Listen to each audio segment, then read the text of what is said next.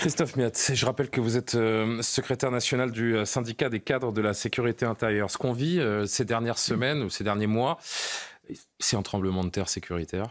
On n'est pas à Marseille, là, on n'est pas en Seine-Saint-Denis, on est à Rennes. Tout simplement. On s'est habitué à l'ultra-violence.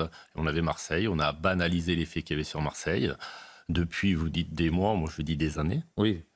Sur Grenoble, sur Marseille, sur toutes les métropoles. Et là, l'enchaînement des fusillades, ces victimes collatérales qui n'ont rien demandé à personne, qui sont souvent très jeunes. Je pense aussi, évidemment, on a tous en tête Nîmes, la jeune Sokaina à Marseille, à Nîmes, bien sûr.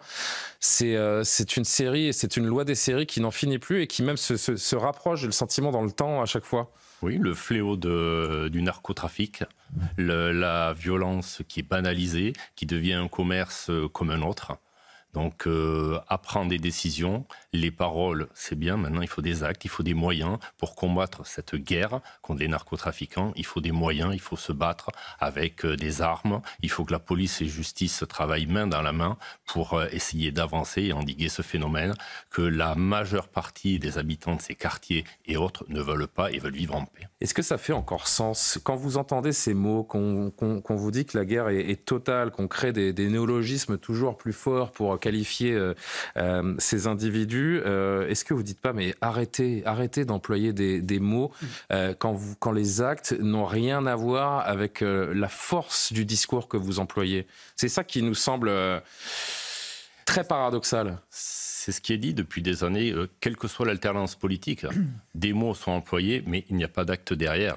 Là, on parle de narcotrafiquants, il y a quelques mois, on parlait aussi de mexicanisation du pays. Oui, je veux bien, c'est ça, mais les faits sont des auteurs qui pourrissent la vie au quotidien de gens et qui se font de l'argent sur l'État français et sur de pauvres citoyens. Les faits sont là, c'est des crimes, c'est des délits, c'est des meurtres. Le trafic de stupéfiants tue plus que le terrorisme.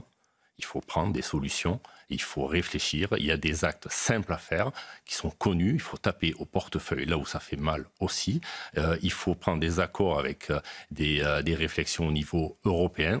La police seule française ne pourra rien faire. Il faut être main dans la main avec la justice. Il faut aller dans le même sens. Pour ça, c'est le politique. Il faut taper du poing et prendre les bonnes décisions. Regardez, ce soir sur ce plateau, Christophe Miette, est-ce que vous avez des policiers, des collègues, même vous, qui avaient le sentiment que vous êtes, depuis plusieurs mois, en train de mener une guerre contre les narcotrafiquants? Vous avez le sentiment que vous menez une guerre, vous? Cette guerre, c'est sans fin. Vous videz l'océan à la petite cuillère. C'est pour avoir travaillé. Ma question, c'est est-ce que vous avez le sentiment que vous êtes équipé pour mener une guerre, que vous êtes en train de mener une guerre et que vous êtes à armes égales pour mener cette guerre? C'était ça le sens. Celle-là, voilà, est-ce qu'on est à armes égales? La réponse est non. Clairement, non. Vous avez à côté des moyens qui sont limités, un État qui essaie tant bien que mal de boucler un budget. On ne sait pas le budget qui va être alloué à la police, à la justice.